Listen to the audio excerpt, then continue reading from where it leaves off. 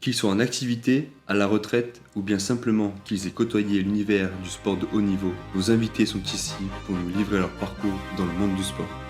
Dans ce podcast, ils viennent parler à cœur ouvert des choix parfois difficiles qu'ils ont dû faire, mais aussi des choix que la vie a fait pour eux. Grâce à eux, nous pouvons en savoir plus sur les coulisses des vies qu'ils mènent. Ils racontent leur intimité en passant par les blessures physiques ou psychiques et bien plus encore. Telle une bonne passe, ce podcast est une dose d'expérience, de conseils et d'émotions que ces personnes aux vies extraordinaires nous délivrent avec un toucher bienveillant.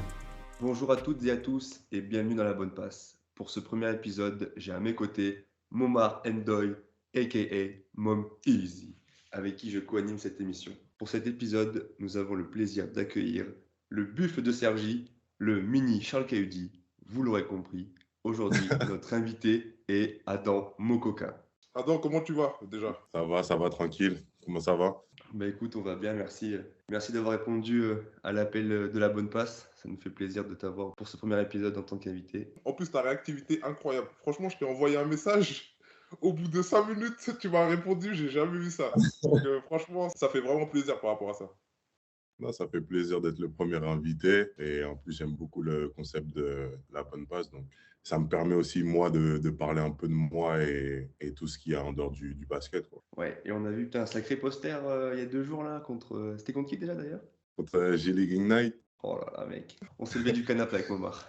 En plus, le pire, c'est que je me réveille le matin et parce que le soir, on avait discuté un peu avec Adam et je lui dis, tu joues à quelle heure? Il me dit 3 heures du matin. Je lui dis, ah, c'est trop tard, laisse tomber, je peux pas regarder. Et du coup, le matin, je me réveille, je dis, vas-y, je vais aller voir et tous les highlights. Et là, je tombe sur le dunk. Je fais, waouh! Premier match, le gars, il a pas perdu de time, hein. Première possession de balle. Grave, en plus, de ouf. Alors, pour te présenter un peu aux auditeurs et aux auditrices, je te demandais de citer 3 mots qui te définissent en tant qu'être humain et de donner leur définition, s'il te plaît. En 3 mots, je dirais que je suis quelqu'un de réservé. C'est plus, on va dire, mon cercle proche qui connaît vraiment ma personnalité, ce que j'aime, comment je suis. Donc je dirais que je suis quelqu'un de réservé. Quelqu'un de introverti. Je sais pas comment vous définirez introverti. Moi, je dirais que c'est Et pudique sur tes sentiments? ouais, c'est ça. Ok. C'est que je ne veux pas vraiment m'exposer ce que je ressens ou dire ce que je ressens. On va dire, je garde un peu tout pour moi. Et la troisième chose, j'aime beaucoup rigoler, j'aime trop délirer, même des fois beaucoup trop. Et c'est ça qui fait ma personnalité. Ok, ben on va commencer par l'enfance. T'étais comment toi, enfant? Enfant, Ouais. vraiment petit. Ouais, quand t'étais enfant, comment les gens te voyaient? Enfin, quand on voyait Adam, qu'est-ce que les gens disaient de toi? Enfant, j'avais beaucoup d'énergie et je le montrais beaucoup. Ça veut dire j'étais un petit garçon excité. J'aimais bien crier, j'aimais bien courir, j'aimais bien vraiment exploser mon énergie au maximum. Je faisais beaucoup de bêtises. J'aimais beaucoup rigoler, j'aimais beaucoup embêter. Par rapport à ça, t'avais pas un surnom quand tu étais petit d'ailleurs? Moi, j'ai entendu Euh, que tu avais un surnom parce que tu étais plein d'énergie, tu sautais partout. Ma famille, elle m'appelait Monsieur Saute-Saute. C'est ce qu'on nous a dit. C'est important. On nous a dit son surnom quand il était petit, c'était Monsieur Saute-Saute. Il sautait partout dans la maison. Il avait des blessures partout, des bleus, tout ça là. C'était. J'arrêtais pas de me cogner, je me suis ouvert la tête 2 fois. En fait, j'avais trop d'énergie, je savais pas comment me canaliser. Je sautais tout le temps, je courais, je criais. Ma mère, elle en avait marre, mes sœurs, elles en pouvaient plus. Et elles m'ont donné ce surnom parce qu'elles me voyaient tout le temps. Quand elle tournait la tête, tout le temps, j'étais en train de sauter, j'étais en train de courir et elle m'appelait Monsieur Saute-Saute, en fait. Quand on a su ça, franchement, on n'en pouvait plus. Ce qui est marrant, c'est que dans ton jeu, bon, en tout cas quand j'ai eu la chance de jouer avec toi, bah, t'étais grave comme ça aussi, tu vois, t'étais le mec qui court partout, qui met des gros coups de physique en défense, tu vois, c'était grave ça. Tu Non, vois, au mais final, je trouve que ça te représente bien, tu vois. grave. Mais le pire en plus, moi, c'est quand je suis arrivé à Gravelines, on m'a dit, ouais, il y a un gars, il s'appelle Adam Moskoka et tout. Et moi, je savais pas c'était qui parce que je me rappelle, t'entraînais directement avec les pros, tu vois, à l'époque. Et t'avais 16 ans. Ouais. Je te vois, premier practice, premier entraînement, je vois un gars, il saute partout, il court partout. J'ai dit, cette boule d'énergie là. Ah ouais, mais le surnom, il te va vraiment trop bien en tout cas. En vrai, c'est même sur le terrain, en fait, j'ai trop d'énergie à dépenser et tout le temps j'ai besoin de courir, j'ai besoin d'être actif, j'ai besoin d'être à gauche, à droite. Et je pense en fait c'est le fait que je suis comme ça dans la vraie vie, ça se retranscrit un peu sur le terrain. Le fait que j'ai vraiment besoin d'évacuer cette énergie, tu vois, de me dépenser à fond. Et t'es venu comment au basket? Est-ce que tu as fait d'autres sports avant ou pour toi le basket c'était une évidence et tu t'es dit c'est ça que je vais faire plus tard? Franchement, le basket, c'est venu assez tard, hein. Moi, de base, petit, je kiffais trop le foot. Je rêvais grave de faire du foot, carrière de footballeur. Et j'avais pas vraiment la tête au basket. J'avais commencé le foot à 6 ans, j'ai commencé à Cergy. Très vite, même au foot, j'ai été surclassé avec la génération au-dessus de moi. Ils avaient même créé une élite à une époque à Cergy. Et moi, j'ai fait partie de cette élite. Mais très vite, je m'entendais pas forcément avec les gens là-bas, tu vois. Et du coup, je kiffais plus trop aller aux entraînements, je kiffais plus trop aller en match. Et du coup, j'ai arrêté cause à ça, tu vois. Et c'était qui tes idoles? Ou t'aimes bien le foot? C'est qui ton équipe ou tes idoles, ceux avec qui t'as grandi quoi, quand t'étais petit? Mon idole, franchement, moi, je kiffais trop Anelka. Anelka, c'était mon gars de ouf. Faut se dire que moi, je jouais attaquant aussi, ou je jouais dans l'aile gauche. C'est-à-dire tous les joueurs qui jouaient à l'aile, Robben, Ribéry, euh, même les attaquants Carlos Tevez, Agüero, tout cela, c'est vraiment, mais c'était mes idoles, on va dire, tu vois. C'est eux que je voulais recopier les moves, les accélérations, tu vois, ce qui fait grave. Ah ouais, t'étais vraiment un vrai fanat de foot quoi. Non, c'était mon sport de rêve. C'était vraiment la passion que je kiffais, tu vois. Aller au foot, aux entraînements, aux matchs. Quand j'allais pas aux entraînements, je pleurais. Quand je faisais des bêtises à l'école, je faisais des bêtises à l'école, je pouvais pas aller au foot, je pleurais. Je disais à ma mère pourquoi et tout. Je disais à ma soeur accompagne-moi en cachette et tout. Et aujourd'hui, tu suis encore un peu enfin, le foot ou t'as des potes ou... Je regarde un peu moins le foot, tu vois, à la télé. L'année passée, là, quand j'étais à Nanterre, même après les entraînements le soir, j'allais des fois jouer au foot avec mes gars, tout ça. On allait au Five. Je m'arrêtais jamais, en fait. En fait, j'ai profité de l'occasion aussi d'être, tu vois, à Paris avec mes proches. Je me suis dit, non, il faut que même ces liens au sport, quand on jouait tous ensemble, il faut que je les retrouve. À peu près 2 fois par semaine, on allait au Five ou au gymnase, on allait jouer au foot. J'ai un ami qui joue à Auxerre, Ousmane Camara. Lui, on a été à la même école depuis petit, on était au même collège. On a vu partir en centre de formation. Et là, maintenant, il joue en Ligue 1. Et du coup, comment ça se fait que tu sois autant fan de foot, mais que maintenant ton métier c'est être basketteur, tu vois? Genre les deux sports qui n'ont rien à voir. Tu vois, le foot, tu joues avec les pieds, le basket, tu joues avec les mains. Et comment tu t'es dit, ben, je vais me mettre au basket? Quand j'avais arrêté le foot, le truc, c'est que après l'école, c'est soit tu vas au sport, soit tu rentres à la maison. Et on ne jouait pas non plus au foot tous les jours de la semaine. Et quand je traînais avec mes potes, j'ai un ami qui s'appelle Pierre. Je l'accompagnais aux entraînements, je crois que c'était le mercredi, à côté de chez nous. On avait un gymnase et lui, il faisait déjà du basket. À la fin des entraînements, juste tirais un peu, j'y connaissais rien, je ne savais pas ce que c'était un double pas, qu'est-ce que c'était. Tout ce qui était le basket, je ne connaissais pas du tout. Je faisais juste l'accompagner et ça m'intéressait pas plus que ça. C'est juste que j'avais un truc à faire le mercredi, c'est accompagner mon pote au basket, tu vois. Au fur et à mesure que je l'accompagnais, il y a son entraîneur qui est venu me voir et qui m'a dit, je te vois tous les mercredis accompagner ton pote et tout, t'as pas envie de t'inscrire, tout ça. Il m'a dit ça, j'ai demandé à ma mère, ouais, il y a l'entraîneur de Pierre qui veut que je fasse du basket. Et le mercredi, non, il y a eu une journée des associations, c'est-à-dire tous les sports réunis, il y a une journée pour découvrir quels sont les sports de la ville, taekwondo, basket, foot, etc. Et du coup, c'était à la rentrée qui a suivi, je crois que c'est en septembre à peu près, ou fin d'été. Je me suis inscrit au basket et c'est là que ça a commencé. Et venant de Cergy, est-ce que le fait de grandir autour des Amarassi, des Modibo, tout ça, est-ce que à un moment donné, ça t'a aidé, on va dire, ou donné de la force pour toi aussi faire la même chose qu'eux? En fait, c'est particulier parce que à Cergy, si tu fais du foot, tu connais pas du tout le milieu du basket. Et on va dire c'est plus les basketteurs qui peuvent connaître un peu plus le milieu du foot dans Cergy, tu vois. Parce que, on va dire, le foot, c'est le sport numéro un. Mais moi, je ne connaissais pas du tout l'univers du basket et je ne connaissais pas Amara. À l'époque, je le connaissais juste de nom. Je connaissais d'abord Banja parce qu'il était à Banjasi, parce qu'il est son frère, parce qu'il était à l'école avec ma sœur. Mais je ne connaissais pas personnellement Modibo ou Amara. Je les connaissais de nom parce que c'était des grands et moi, je suis beaucoup plus petit. C'est les tontons du quartier. Ouais, c'est des anciens, tu vois. C'est eux qui ont fait Sergi, tu vois. Mais j'ai pas vraiment connu leur parcours, tu vois. J'ai entendu un peu ce qu'ils ont fait. J'ai entendu par rapport au tournoi que Amara il avait gagné de 1 contre 1.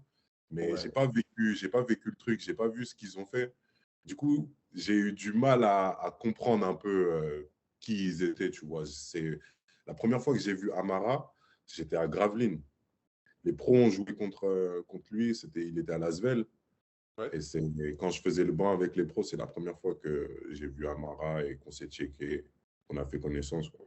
Et aujourd'hui, tu as une relation avec eux un peu plus poussée que tu les connais plus Ouais, personnellement, ils te donnent des conseils. Enfin, je sais que Modibo, par exemple, il t'entraîne individuellement. Je vois des vidéos sur ton Insta, tout ça. ouais. Maintenant, Amara, on va dire, c'est devenu un mentor. Même Modibo, c'est devenu un mentor. Modibo, c'est lui qui m'entraîne individuellement. J'ai pu apprendre, vu que maintenant je les connais et qu'on se voit plus régulièrement, un peu leur parcours ou par où ils sont passés. On va dire quelle épreuve était compliquée pour eux, comment ils ont réussi à s'en sortir, un peu de Sergi, tu vois. Donc, c'est des trucs qui m'apportent, tu vois, pour savoir pour la suite si jamais, tu vois, Modibo, c'est quelqu'un qui a un parcours assez atypique, tu vois, il a fait high school et JUCO et collège aux États-Unis. Il a été aussi à Cleveland State. Après, il est retourné en Europe. Il a joué à Rouen. Vous savez déjà, de toute façon.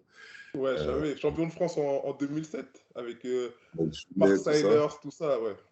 Ça veut dire, on va dire, tout son parcours, je l'ai su dès que vraiment on a commencé à s'entraîner ensemble, tu vois.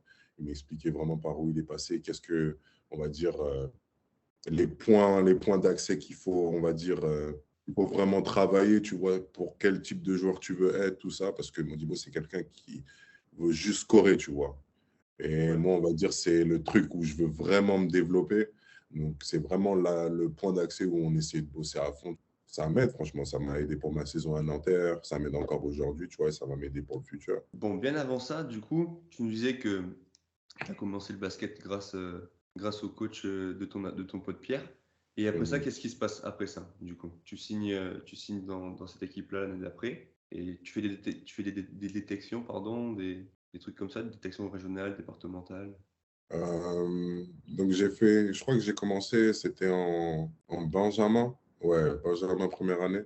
Je suis vite monté aussi en minime, j'ai été surclassé aussi assez vite. J'ai fait quelques sélections du Val d'Oise. C'était des tournois seulement amicaux, je crois. Le tournoi de Noël, je ne sais pas si ça vous dit quelque chose. Non. Ouais, si, Non. le TIC, non? Tournoi intercomité ou un truc comme ça. Ouais, c'est ça, ouais. Du coup, j'ai fait ces petites sélections, mais quand c'était les sélections pour, je crois, intégrer le pôle, j'avais l'Osgood. Oh là La, là, le fameux. le fameux Osgood. J'avais la boule au genou. Le scout de minime. J'avais la boule au genou. Je ne pouvais plus marcher, je ne pouvais plus courir. Oh putain, ça, tous les basketteurs et basketteuses qui nous écoutent, c'est sûr, tout le monde l'a eu ça. Le sgoud, non, tout le monde l'a eu. Voilà.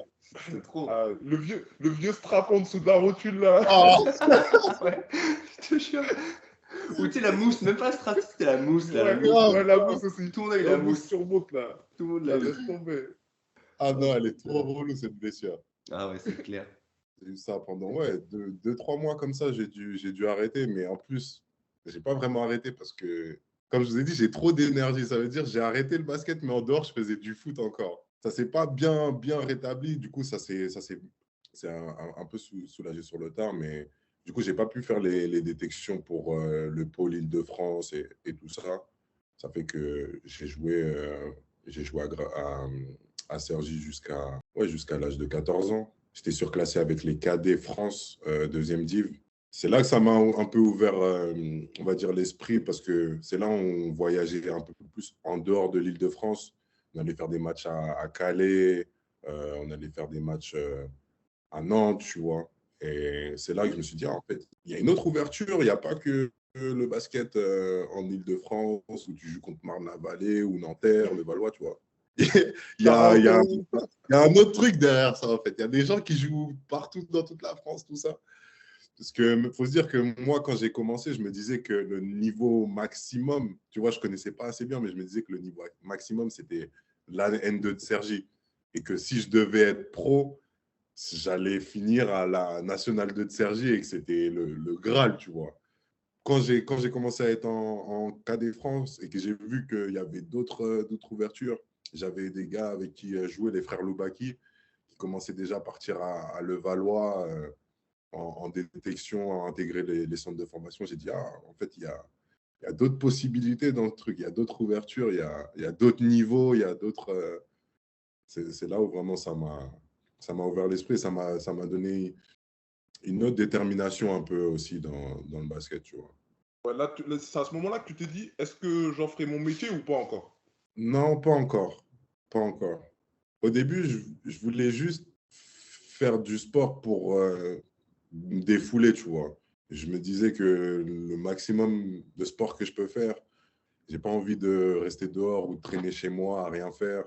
J'aime trop dépenser mon énergie. Donc, au début, je voyais ça vraiment juste une occupation. Et c'est Ouais, je quand vois. je vois les gens partir en centre de formation, quitter Cergy, essayer d'aller voir ailleurs, j'ai juste voulu faire comme eux, en fait. Je me suis dit, en fait, si je veux être meilleur, je dois partir de Cergy. Si je veux réussir autre que la Nationale 2. Mais c'était toujours pas dans l'optique de faire mon métier, c'était juste pour passer un autre cap, tu vois. Ou de me dire, je fais du basket, mais maintenant je fais dans un truc meilleur qu'à Cergy, tu vois. Et à ce moment-là, à quel moment intervient Gravelines? Est-ce que il y a eu que eux, il y a eu uniquement que Gravelines qui est venu te voir et te dire, non, on te veut en centre de formation, ou tu as eu d'autres clubs qui sont venus te voir? J'avais fait des tests à Levallois. Ils étaient chauds pour me prendre, mais pas en centre de formation.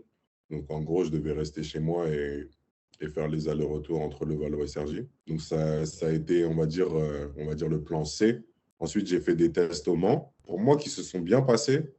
Même là-bas, on va dire qu'ils étaient plutôt impressionnés ou étonnés parce qu'ils n'avaient pas dû entendre grand-chose de moi. Mais ils ne m'ont pas gardé. Et la dernière détection que j'ai faite, c'était avec Gravelines, où je suis parti m'entraîner là-bas avec les espoirs. Ils ont tout de suite été contents de moi, de l'entraînement, et ils m'ont demandé de venir intégrer leur centre de formation. Donc, on va dire que c'est le seul club qui voulait que j'intègre leur centre de formation. Et moi, c'était ça que je voulais, c'était pouvoir faire le sport et études, centre de formation, rester à l'internat. Et c'est comme ça que j'ai choisi Gravelines. Hein. C'était la seule option.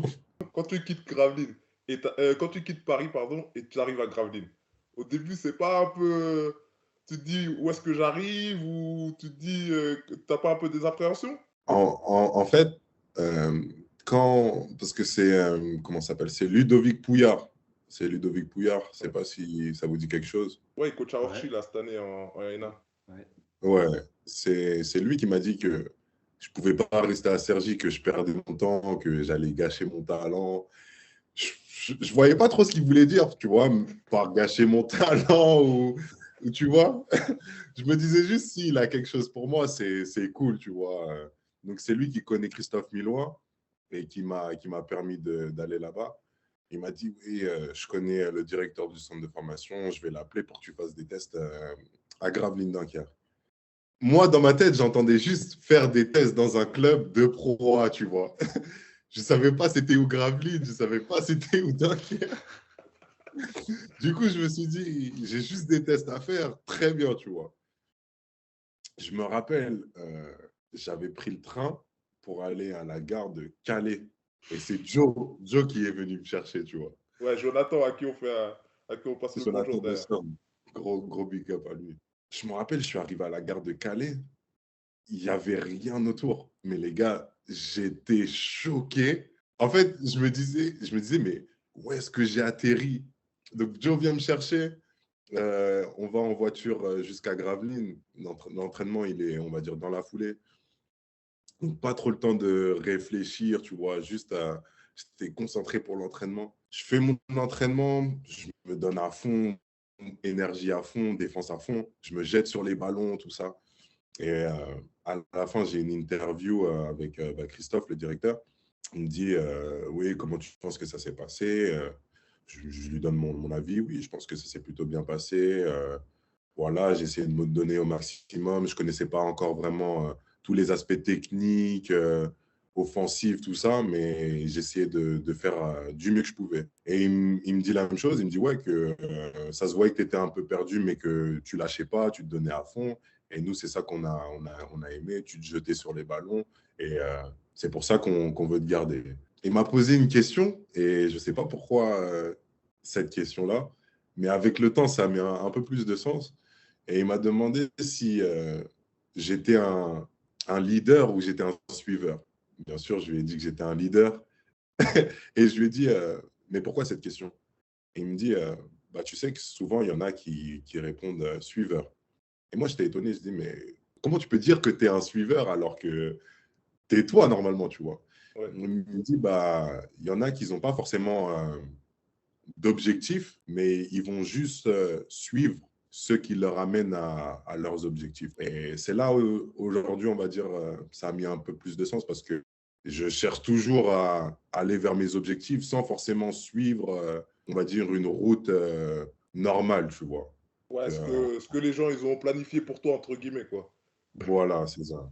Et donc, après cette interview, on fait un peu le tour du centre de formation, le pôle d'air, là où on dormait. Sportica, où il y a le gymnase, tout ça. Il me dit est-ce que tu penses que tu vas bien te sentir ici tu vois dans ma tête, je me disais, mais. En fait, c'est là où je commençais à réaliser que je me disais, mais est-ce que je vais avoir le temps de rentrer chez moi ou est-ce qu'il y aura des pauses? Tu vois, plein de questions qui me venaient comme ça, tu vois. Mais je ne lui ai pas posé directement, je lui ai juste dit oui, oui, tout va bien se passer. Moi, je suis content d'être là. Superbe ville et tout, tout va bien. Et quand j'intègre le centre de formation, donc mes parents m'accompagnent, ils voient un peu les établissements, tout ça. Je me rappelle, parce que avant qu'ils partent, on a fait une prière, tu vois.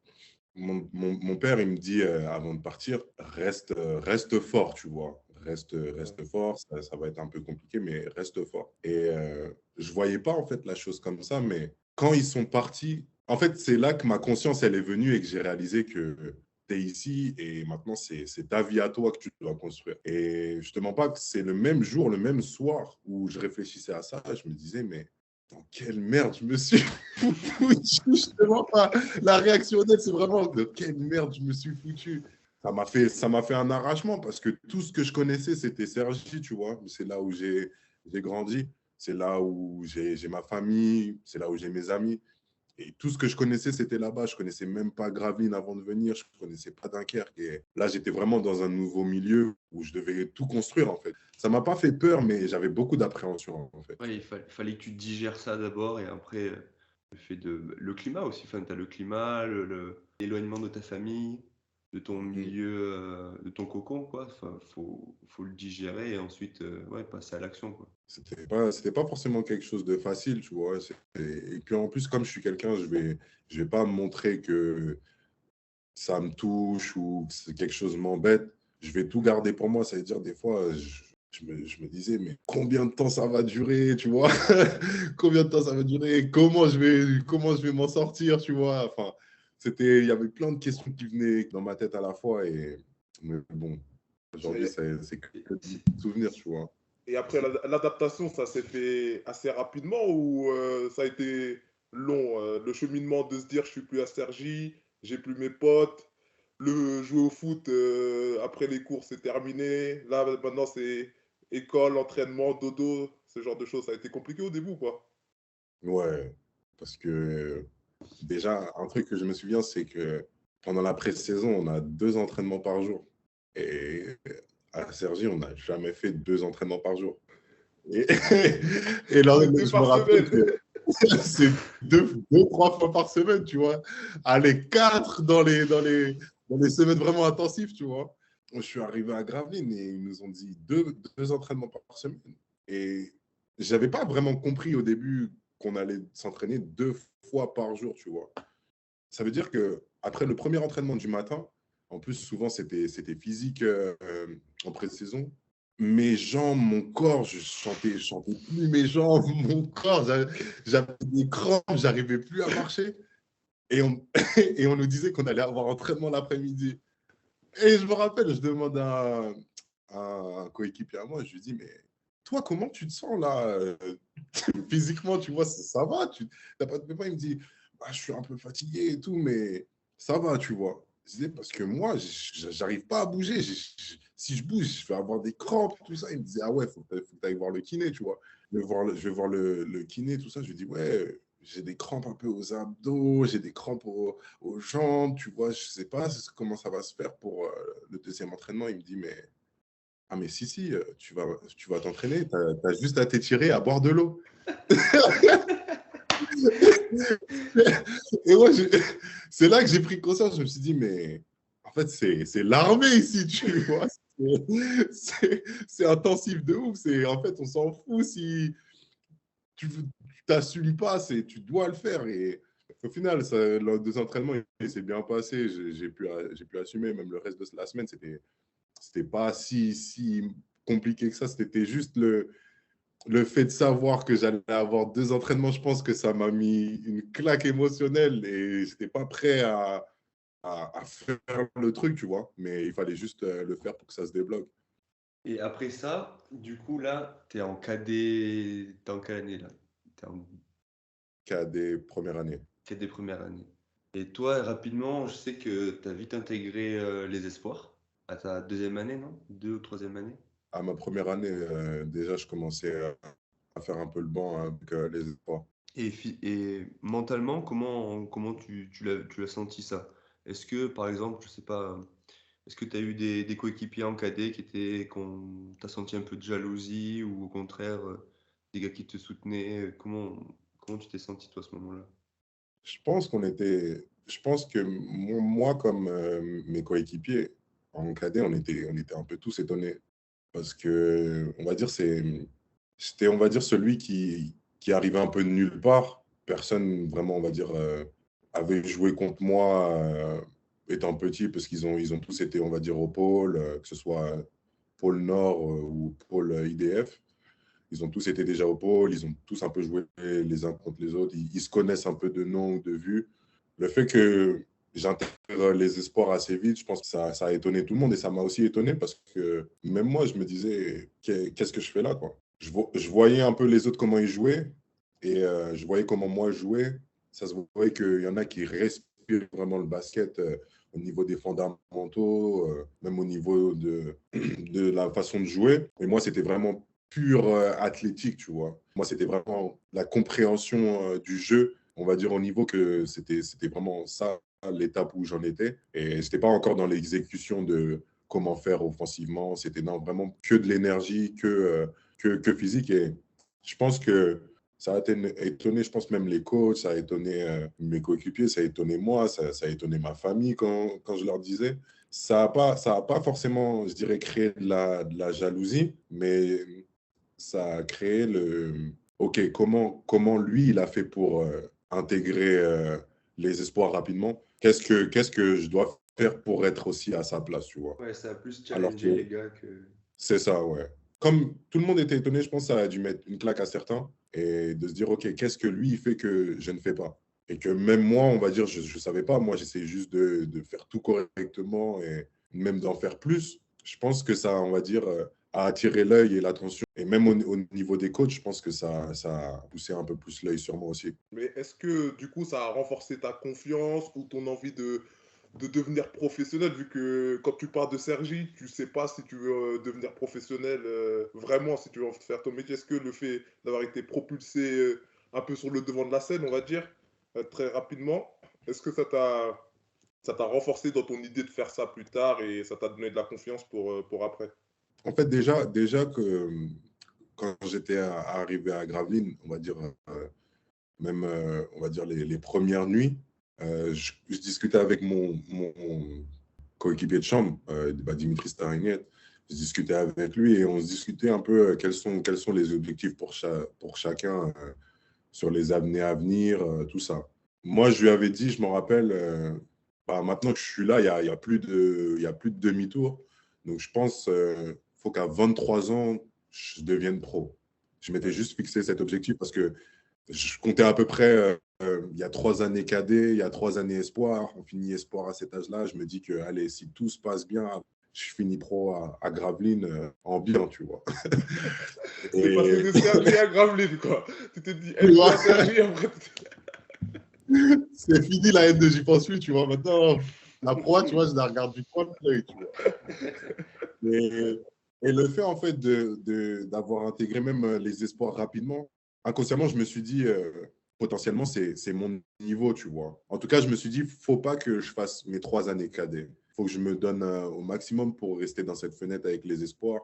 Commencer par les entraînements, même si tu es sur le côté, prendre de plus en plus part aux entraînements, faire le banc. Je me disais, petit à petit, il faut que j'essaye de gratter des steps pour ne plus avoir à jouer en cadet et arriver en pro le plus vite possible, tu vois. Mais il s'avère que les steps, ils passaient beaucoup plus vite que prévu, tu vois. Et même moi, j'arrivais pas forcément à gérer ça des fois, tu vois. Des fois, c'était dur de même allier espoir et cadet.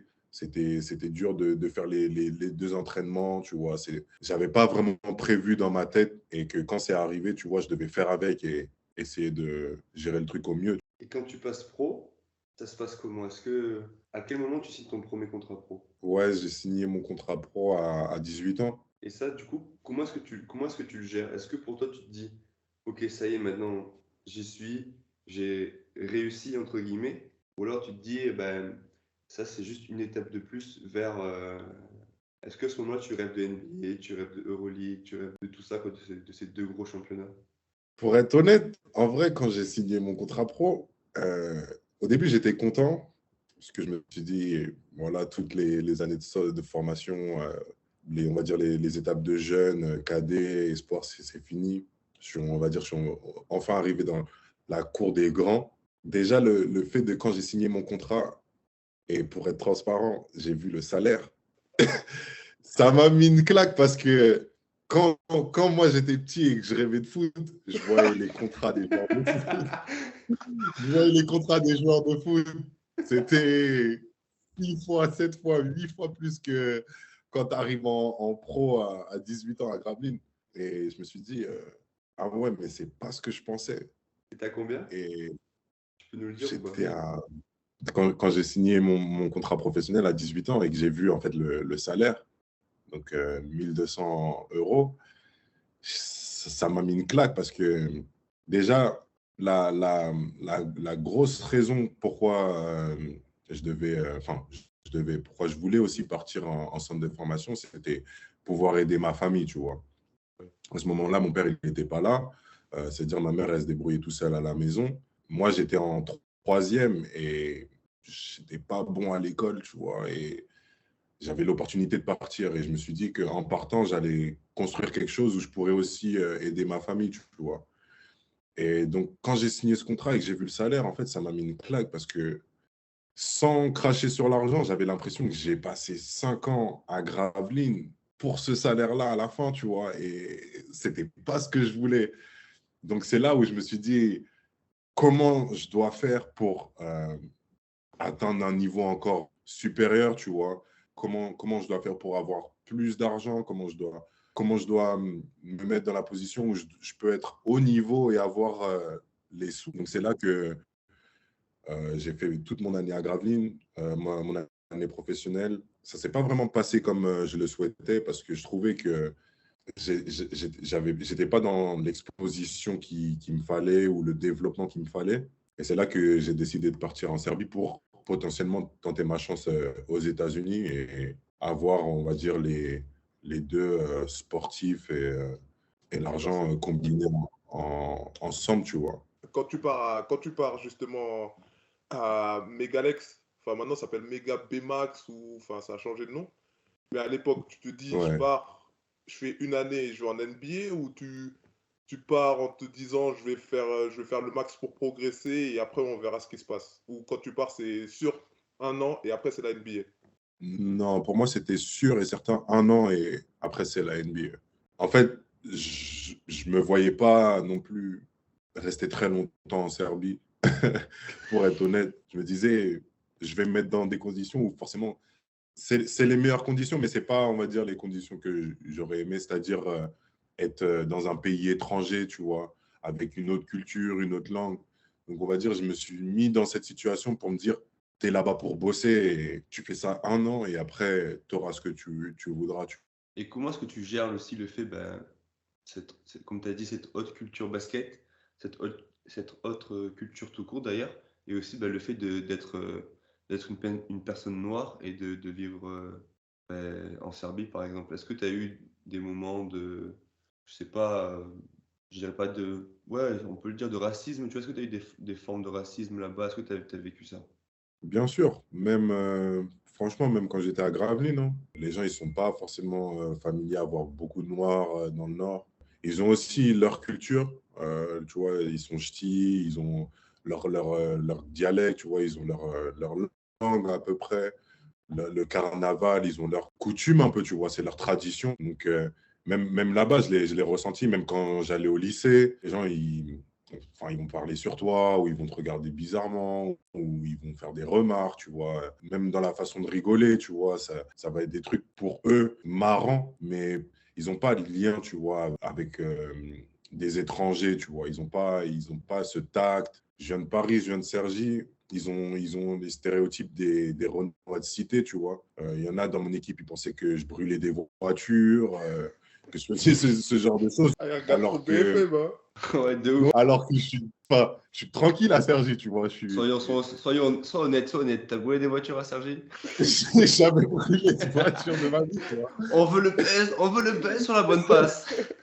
J'ai jamais fait ces choses-là, tu vois, mais c'est un peu les stéréotypes qu'ils ont. Même je pense que même le fait d'avoir connu aussi quelqu'un comme moi, ça leur a fait réaliser que voilà, il n'y a pas tout le monde qui est comme ça, tout le monde est différent, tu vois, mais moi aussi j'avais des stéréotypes vis-à-vis du Nord où c'est particulier, mais tu vois, ça t'ouvre un peu l'esprit de voir comment les gens ils fonctionnent aussi ailleurs, tu vois, même vis-à-vis de la Serbie. Par contre, j'avais une appréhension vraiment complètement différente. C'était pas une peur, mais je me disais que ça allait peut-être être chaud là-bas, tu vois.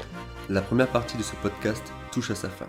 La semaine prochaine, Adam nous racontera, pour la deuxième et dernière partie de cet épisode, comment a-t-il vécu la draft NBA, l'impact du Covid de l'autre côté de l'Atlantique, ainsi que sa vie hors des parquets. Restez connectés pour connaître la suite de sa vie extraordinaire et on se donne rendez-vous le jeudi 2 mars.